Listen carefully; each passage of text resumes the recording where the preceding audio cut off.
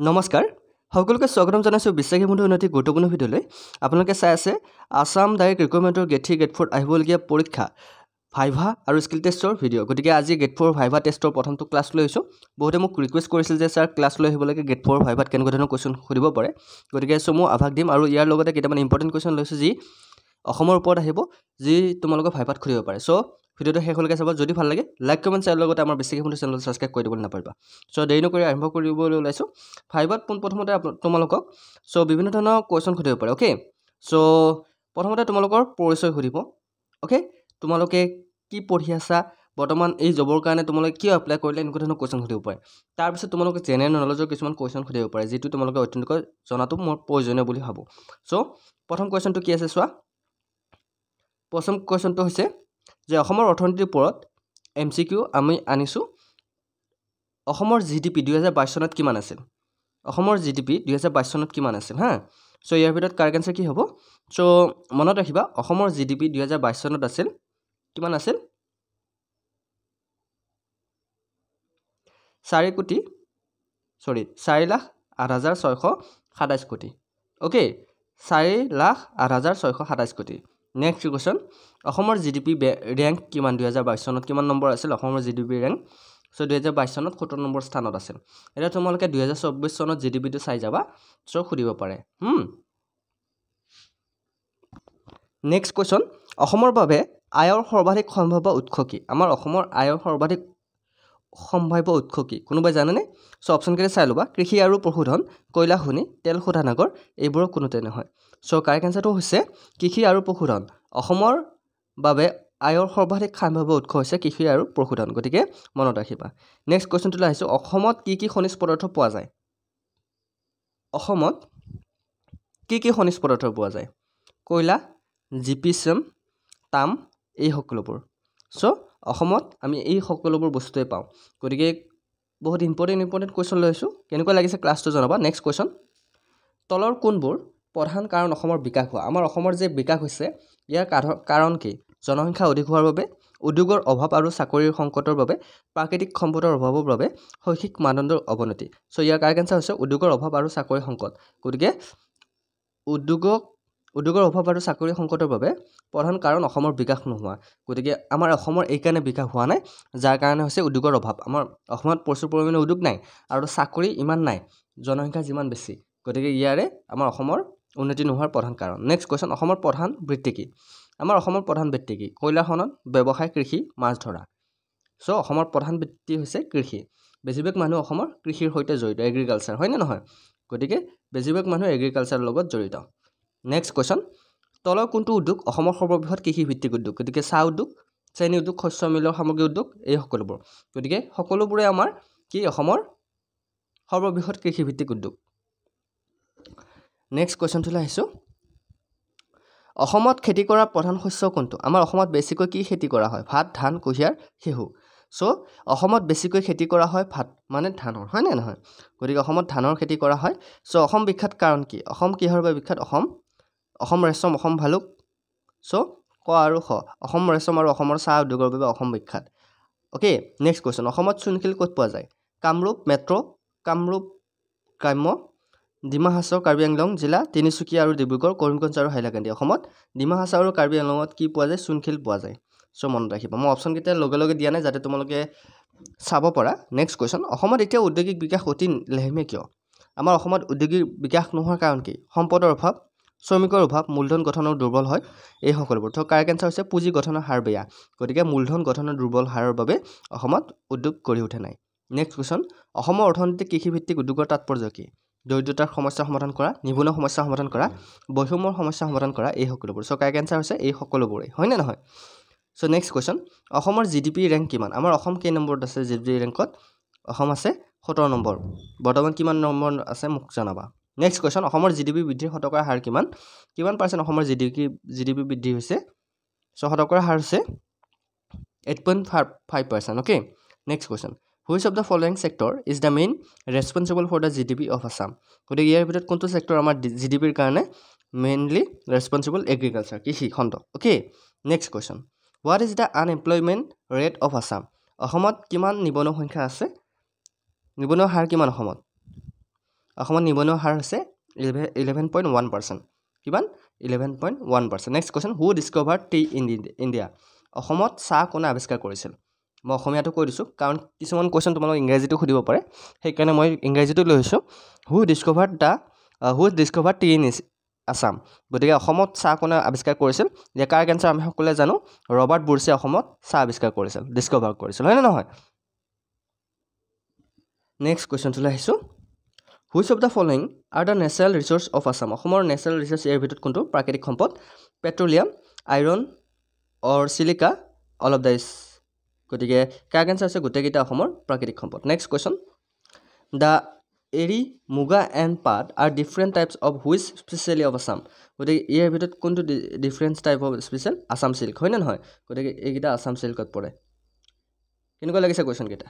Next question, which place is famously known as Manchester of Assam? অসমৰ Manchester বুলি ইয়াৰ ভিতৰত কাক জনা যায়? আমি অলৰেডি ক্লাছত ডিছকাছ কৰি আছোঁ, শুৱালকুছি অসমৰ মানচেষ্টাৰ বুলি জনা যায়। যদি এনেকুৱা ধৰণৰ কুৱেশ্যন সোধে তোমালোকে ভয় নাখাবা।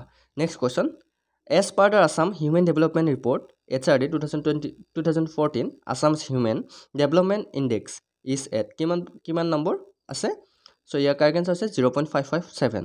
Okay, next question, which of the following was the first state in India to present an e-budget and was also live stream on social media? ক'ত আৰম্ভ কৰা আছিল ছ'চিয়েল মিডিয়া প্ৰথমবাৰ? চ' অসমত প্ৰথমবাৰ e-budget ছ'চিয়েল মিডিয়াৰ যোগেদি কৰা হৈছিল। Next question, which is the smallest national park in Assam? অসমৰ আটাইতকৈ সৰু নেশ্যনেল পাৰ্কখন কোনখন? Nameri national park, Orang national park, Dibru Saikhowa national park, Manas national park. So' correct answer হৈছে Orang national park. Next question, who is the first tea farmer of Assam? অসমৰ প্ৰথম চাহ খেতিয়ক কোন? চ' ইয়াৰ ভিতৰত কুৱেশ্যন আহিব পাৰে, অসমৰ প্ৰথম চাহ খেতিয়ক কোন? Mariam Dewan, Maniram Phukan, Fakhruddin Ali Ahmed, Gopinath Bordoloi. So' correct answer হৈছে মৰিয়াম দেৱান অসমৰ প্ৰথম চাহ খেতিয়ক। Next question, how many airports are there in Assam? অসমত কিমানটা এয়াৰপৰ্ট আছে? কিমানটা আছে? চ' অসমত মুঠ এয়াৰপৰ্ট আছে 6টা। অ'কে, 6টা এয়াৰপৰ্ট আছে। Next question, who is the chairman of Assam? অসমৰ চেয়াৰমেন কোন? চ' অসমৰ চেয়াৰমেন হৈছে বহুত ইম্পৰ্টেণ্ট কুৱেশ্যন, জগদীশ মুখী। বৰ্তমান চেঞ্জ হৈছে চেয়াৰমেন, 2024 চনত চেয়াৰমেন কোন তোমালোকে এইটো চাই ল'বা হা। Next question, which major PSU Navratna company has its operational headquarter in Assam? ক'ত আছে PSUৰ headquarter? Oil India limited, power grid, NSPC, all of the above. Correct answer আছে oil India limited. Next question, who presented the first Assam budget in 1948 in independent India? প্ৰথম Assam budget 1948 চনত কোনে present কৰিছিল? Bishnuram Medhi, RK চানমুগাম Chetri, Gopinath Bordoloi, Mohammad চাদুল্লাহ। তাৰ correct answer হৈছে বিষ্ণুৰাম মেধিয়ে। Next question, when was the North Eastern Council NEC constituted as the nodal agency for the economic and social development of the North Eastern region under the NEC Act 1971? So year correct answer কিমান হ'ব? কিমান চনত হৈছিল? 1971তে হৈছিল, হয়নে নহয়? Next question, which of the following product from Assam has recently gut geographical indication? গতিকে নতুনকৈ বেছি দিন হোৱা নাই GI টেগ কিহে লাভ কৰিছে অসমৰ? চ' একদম ইজি কুৱেশ্যন হয়, B আৰু C। বি হ'ল বোকা চাউল বা মুড ৰাইচ বুলি কোৱা হয়, আৰু চিটো হ'ল গামোচা। এই দুটাই আমাৰ GI টেগ লাভ কৰিছে অসমৰ। নতুনকৈ rank of unemployment rate of Assam in India? অসমৰ কিমান নম্বৰ ৰেংকত আছে? আনএমপ্লয় নিবনুৱা সংখ্যাত 18 নম্বৰ ৰেংকত আছে অসমখন। Next question, India produce 158 tons of muga silk out of which this was produce in Assam? অসমৰ কিমান টন মুগা চিল্ক প্ৰডিউচ কৰা হয় অসমৰ পৰা? চ' অসমৰ পৰা প্ৰডিউচ কৰা হয় 136 tons. Okay, next question, which is the largest oil refinery in Assam? অসমৰ আটাইতকৈ ডাঙৰ ৰিফাইনেৰী কোনটো? লকৱা, মৰাণ, ডিগবৈ, আৰু নেক্সট আছে নাহৰকটীয়া। চ' অসমৰ আটাইতকৈ ডাঙৰ শোধনাগাৰ হৈছে Digboi. Next question, which of the following refineries are known as Assam accord refinery? গতিকে ইয়াৰ ভিতৰত কোনটো ৰিফাইনেৰী আছাম একৰ্ড ৰিফাইনেৰী বুলি জনা যায়? চ' ইয়াৰ কাৰেক্ট এনচাৰ হৈছে বহুত ইম্পৰ্টেণ্ট হয় এইটো question, Numaligarh refinery. Next question, the world's first institute for research on tea is establish in? বিশ্বৰ প্ৰথমখন চাহ ইনষ্টিটিউটখন ক'ত এষ্টাব্লিছ কৰা হৈছে?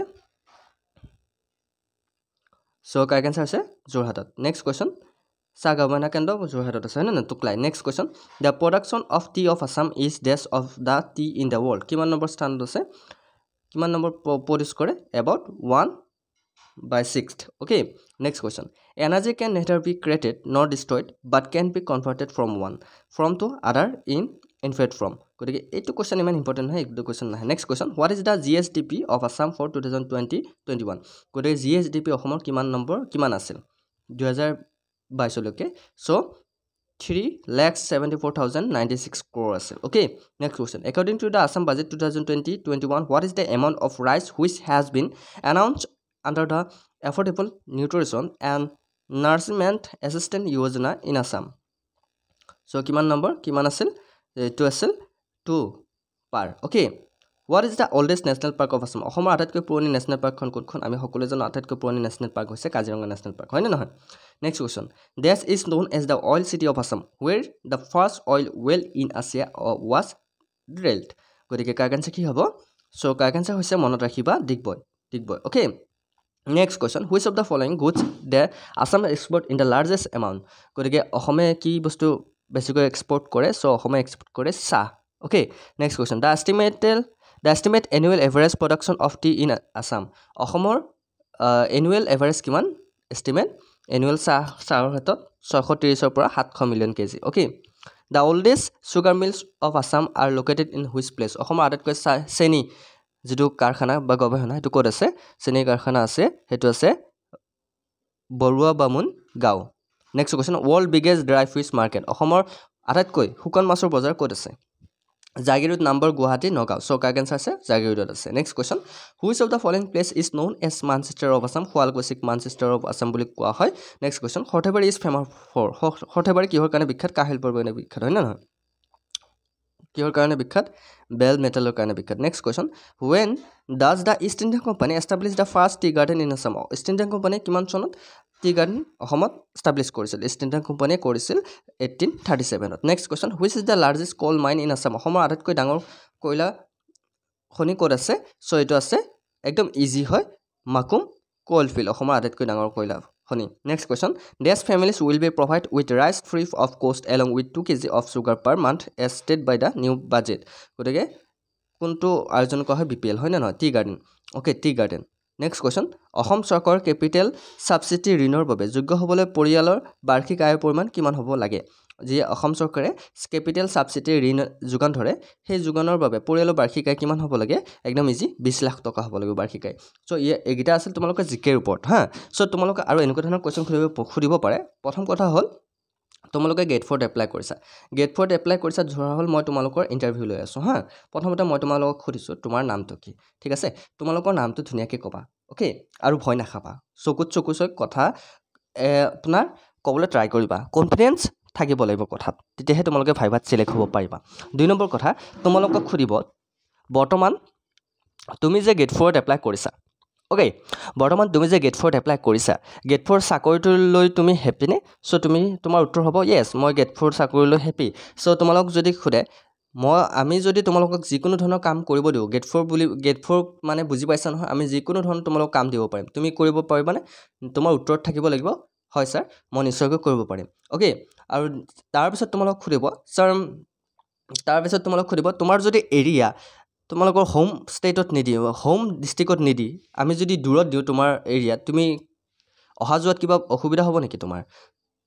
তুমি কৰিব পাৰিবা জানো চাকৰিটো? চ' তোমাৰ উত্তৰত থাকিব লাগিব, মই য'তে নহওক চাকৰি কৰিব পাৰিম, সেইটোক লৈ মোৰ কোনো অসুবিধা নাই। অ'কে, আৰু তোমালোকৰ ডেছপাতিক লৈ চাব, ডেছপাতি ধুনীয়াকৈ কৰি যাবা। অ'কে, চ' বিশেষকৈ তোমাৰ উত্তৰত কনফিডেঞ্চ থাকিব লাগিব। মই আৰু ভাইভাৰ কাৰণে আৰু ধুনীয়া কুৱেশ্যন লৈ আহিম।